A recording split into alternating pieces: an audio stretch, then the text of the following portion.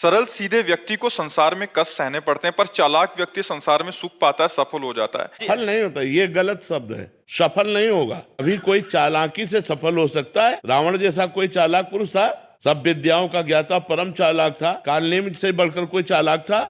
पूरी संजीवनी बूटी जैसी ही द्रोणागिरी में हर औषधि को कर दिया और साधु बनकर बैठ गए। हनुमान जी ने मार डाला, राम जी ने रावण को मार डाला, रहा न को कुल रोवन यारा। चालाक पुरुष सफल कैसे हो सकता? नहीं, सीधा सरल पुरुष कष्ट पा सकता है, पर सफल सीधा और सरल सच्चाई पर चलने वाला हो। जैसे धर्मराज युधिष्ठिर बिल्कुल सीधे थे, यहां तक इतने सीधे थे कि युद्ध क्षेत्र में कल कौन सी रणनीति है वो जाके दुर्योधन सीधे पूछ लेता था। भ्राताश्री कल कौन सा चक्रव्यूह रचना है वो बता देते थे। इसीलिए भगवान दो बैठक करते थे, एक युधिष्ठिर के साथ और एक युधिष्ठिर से अलग। युधिष्ठिर के साथ जो बैठक की वो चक्रव्यूह रचना ही नहीं होगी, क्योंकि वो दुर्योधन को पता हो। इतने सरल थे कि वो आके पूछ लेते, वो पूरी बात बता देते थे। तो आप देखो विनाश किसका हुआ? चतुर चालाक, जिसके साथ शकुनी, दुशासन, कर्ण, दुर्योधन के साथ इतने चालाक, चालाकी की हद थे ये लोग। तो क्या ये लोग सफल हुए?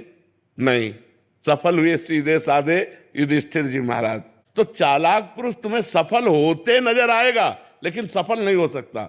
सीधा साधा पुरुष तुम्हें दुख भोगते नजर आएगा, लेकिन वो दुख भोगेगा नहीं, आगे चलकर वही विजय को प्राप्त होगा। थोड़ी यात्रा ऐसी है जिसमें संशय हो सकता है देखकर कि बेईमान, दुष्ट, चालाक, कपटी पुरुष उन्नति को प्राप्त हो रहा है और धर्मात्मा, ईमानदार दुख को प्राप्त हो रहा है। लेकिन परिणाम में जो सही चल रहा है उसका सही परिणाम होगा, और जो गलत चल रहा है उसका गलत परिणाम होगा पक्का।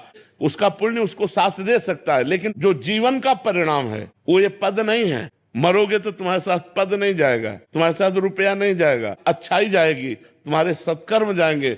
और ये पक्की बात समझ लो, जब आपके आचरणों का, और भगवान ऐसी बुद्धि भ्रष्ट कर देते हैं कि खुला आचरण उसकी गंदगी सामने आ जाती है। आदमी की इज्जत चली गई तो किस योग रह गया? तो ये पक्का समझ लो, अच्छा पुरुष और धर्मात्मा पुरुष दुखी हो सकता है लेकिन हार नहीं सकता। विजय को वही प्राप्त होगा, ये निश्चित बात है। सामने से तो बहुत सुंदर दिखाई दे रहे और पीछे जो पाप कर रहे तो मालिक देख रहा है, उसका हिसाब मालिक करेगा। मालिक की दुकान में है सबका जीवन खाता। पाई भर का भी चूक नहीं होती हमारे मालिक से, एक एक बात का हिसाब होता है। अगर हमने अंगुली भी उठाई है तो उसका भी हिसाब है कि क्यों उठाई और कैसे उठाई।